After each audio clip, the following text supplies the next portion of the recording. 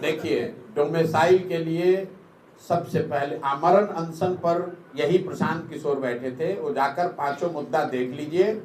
यहाँ के बेरोजगारों को बेरोजगारी भत्ता जिसका वादा 2015 में नीतीश जी के 7 निश्चय का पहला निश्चय के तौर पर किया गया था, ये इसके लिए आमरण अनशन पर हम लोग बैठे थे। डोमेसाइल नीति लागू हो उसके लिए हम लोगों ने अनशन करा था।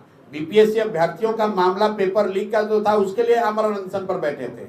आपने कहा कि डोमेसाइल नीति पर कोई कांग्रेस या तेजस्वी जी कुछ बोल रहे हैं।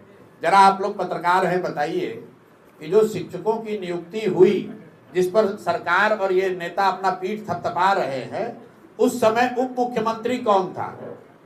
उस समय उप मुख्यमंत्री यही तेजस्वी यादव थे, वही कांग्रेस वाले सरकार में थे।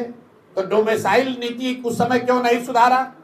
जो 60,000 से ज्यादा यूपी, मध्य प्रदेश और दूसरे राज्यों के लोगों को शिक्षकों के तौर पर बहाली का अवसर मिला, जो बहाल किए गए, उस समय सरकार में कौन था?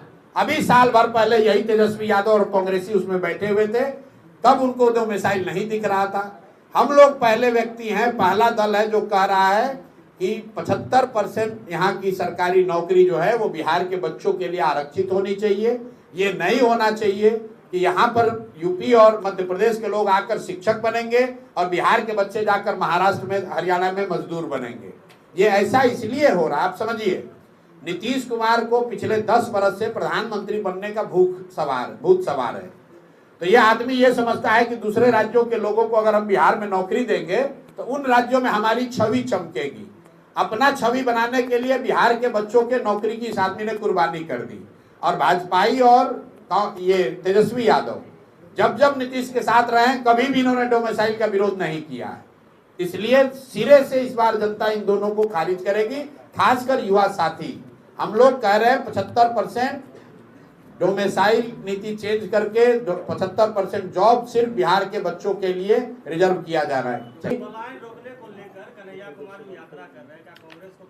देखिए, जन स्वराज की ताकत देखिए कि आप लोग इतने दिन से पत्रकारिता कर रहे हैं, क्या कभी चुनाव से पहले पलायन कभी मुद्दा बना है? लालू जी जैसे आदमी भी कह रहे हैं कि हम लोग पलायन रोक देंगे। लालू जी के मुंह से किसी ने पलायन शब्द नहीं सुना होगा। ये जन स्वराज की ताकत है।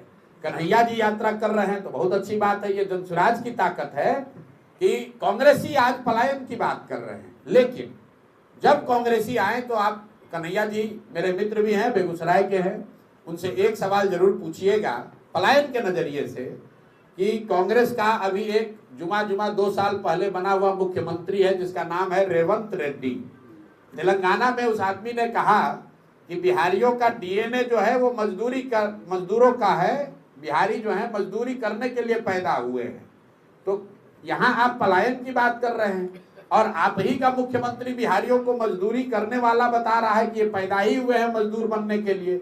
उस पर कन्हैया कुमार का और उससे भी ज्यादा राहुल गांधी का क्या स्टांस है, ये पूछने की जरूरत है। ये नहीं चलेगा कि बिहार के बाहर बिहारियों को बिहारी कह के गाली दोगे तो फिर बिहार में वोट मांगने काहे आए हो भाई? तेलंगाना से ही दिल्ली पर राज करके दिखा दो। जब बिहार के लोग मजदूरी करने के लिए पैदा हुए हैं और तेलंगाना के लोग हम लोग पर राज करने के लिए पैदा हुए हैं, तो कांग्रेसियों को बिहार में वोट मांगने की जरूरत क्या है? इसका भी सवाल आप लोग कीजिए, उस जवाब मांगिए उन लोगों से। लालू जी कह रहे कोई माई का लाल नहीं है। तो लालू जी के नजर में तो बिहार में एक ही लाल है जिसका नाम है तेजस्वी यादव।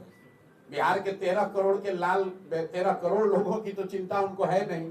लालू जी तो बस अपना ही परिवार और 5 गो उनके बाल बच्चे, इसके आगे न कभी सोच सकते हैं। तो उनको कैसे दिखेगा कि बिहार में दूसरा और कौन है?